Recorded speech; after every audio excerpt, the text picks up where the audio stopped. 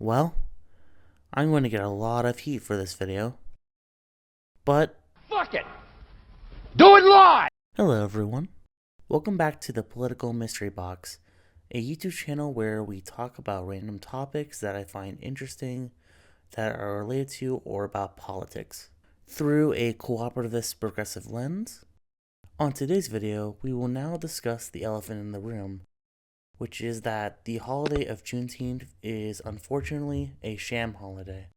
Now, I know that this take might come out of nowhere, and I understand that on the surface, this opinion can be offensive, but unfortunately, in reality, this take is true, and it can be proven through history and our current laws. Alright, let me prove it. To start off, what is Juneteenth? Juneteenth is a holiday that takes place on June 19th, once a year, to celebrate the end of slavery in the United States. Juneteenth originates from when on June 19th, 1865, the entirety of the defunct Confederate States of America was finally under the enforcement of the Emancipation Proclamation, which was an executive order signed by the U.S.'s 16th President Abraham Lincoln on January 1st, 1863, which declared that all slaves in the still rebelling parts of the CSA were legally free from slavery. Of course, Confederate slaves weren't automatically freed, because the Emancipation Proclamation was only being enforced by the U.S. and not the CSA. So it took until June 19, 1865, when U.S. Major General Gordon Granger and roughly 2,000 U.S. soldiers finally enforced the Emancipation Proclamation. In the last place of the former CSA that did not have the executive order enforced, which was in Galveston, Texas, the black slaves were rightfully overjoyed at being freed, and they celebrated their freedom in a variety of ways, and did so rightfully, year after year, which became the basis of June 19th. June 19th spread nationwide to all black communities over the course of the past 2 centuries, but it wasn't until George Floyd's murder by police and the Black Lives Matter summer protests in response to it that Juneteenth gained national prominence. Among the protests' demands of defunding the police, racial justice reform, and more, Juneteenth becoming a federal holiday was the demand of the protests, with it unfortunately being the only demand being met by the U.S. federal government, with the Juneteenth National Independence Day Act passing through Congress and being signed into law by our 46th President Genocide Joe Biden, making Juneteenth our newest federal holiday since Dr. Martin Luther King Jr.'s birthday was made into a federal holiday in 1983. Now that I have given a short summary of what Juneteenth is, and from what you can guess in my tone of my voice in that summary, what is my beef with Juneteenth if I was agreeing with its existence? Well, my beef with this holiday is what it celebrates, which I stated earlier, and that is, Juneteenth is a holiday that celebrates the end of slavery in the US, which, again, this isn't bad at all, but the problem is that slavery in the United States is not over. What? Yeah, slavery in the US is not over. Let that sink in. Now, you may be asking, Nice argument, Senator. Why don't you back it up with a source? but unlike Senator Armstrong, I'm not making this the fuck up. To prove that slavery is not over in the United States, we must start off by understanding and defining what slavery is. According to Merriam-Webster, slavery is, quote, the practice or institution of holding people as chattel involuntarily and under threat of violence, end quote. In a nutshell, slavery is basically the act of a human being unconsensually being considered as property by a person or an entity, and being used as such to forcibly perform a task under the threat of injury. Now that we understand what slavery is, let me prove how it continues in the United States. It does so through Section 1 of the 13th Amendment of the U.S. Constitution, which states, quote, neither slavery nor involuntary servitude, except as a punishment for a crime whereof the party shall have been duly convicted, shall exist within the United States and any place subject to its jurisdiction. End of quote.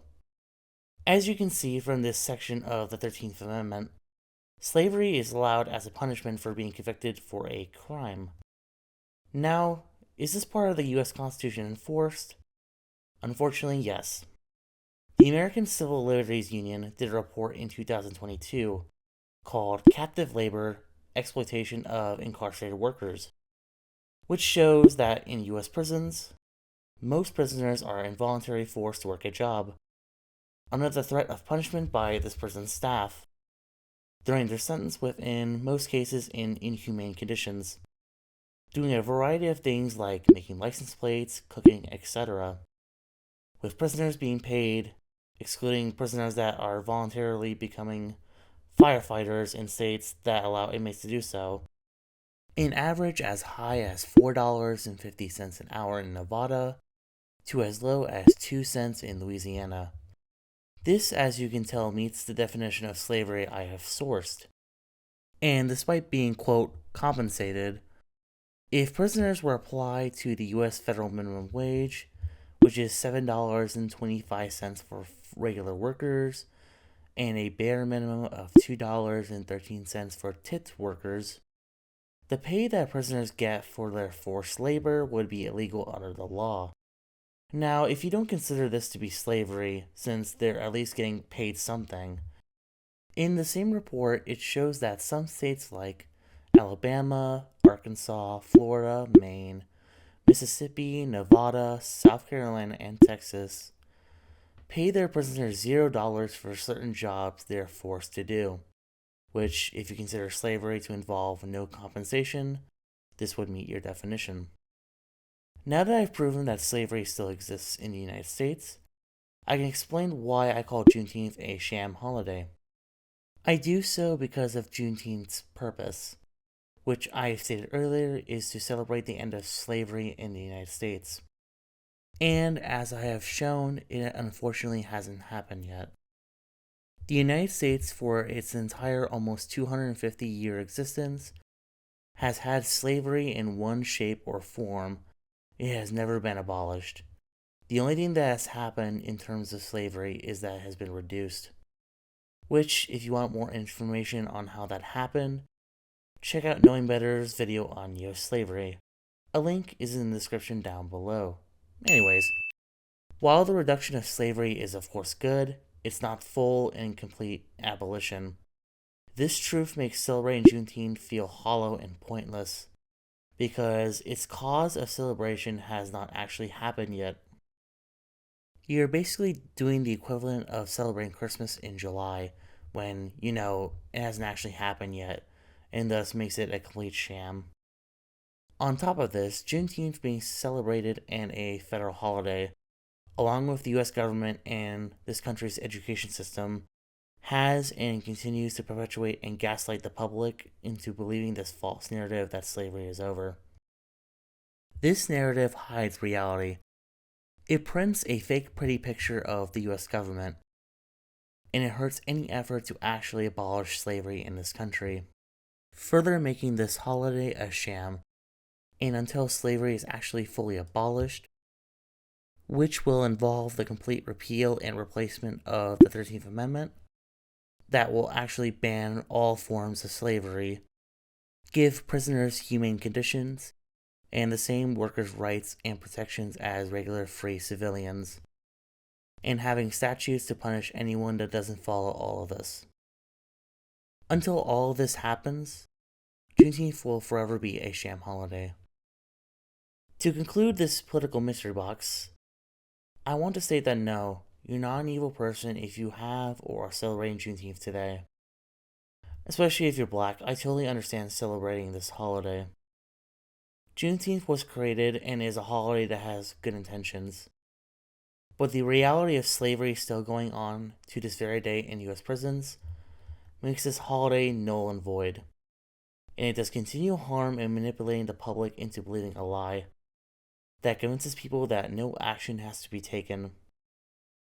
And thus slavery persists in the United States. Like basically everyone in this country, I used to believe in this lie. But thanks to both Mark Charles and Knowing Better's new slavery video, they both finally woke me up to the true reality that I have been stating, and this reality is why I don't celebrate Juneteenth. And I encourage you, viewer, to do the same. If you still want to celebrate Juneteenth, we are still thankfully a free country and you can do so. But please consider what I have said and what you're doing in celebrating this holiday. That is all in this political mystery box. I hope you've enjoyed it despite the topic at hand. If you would like to, please like, comment, and subscribe. And I hope you'll have a good day and that you'll take care in this shitty world of ours.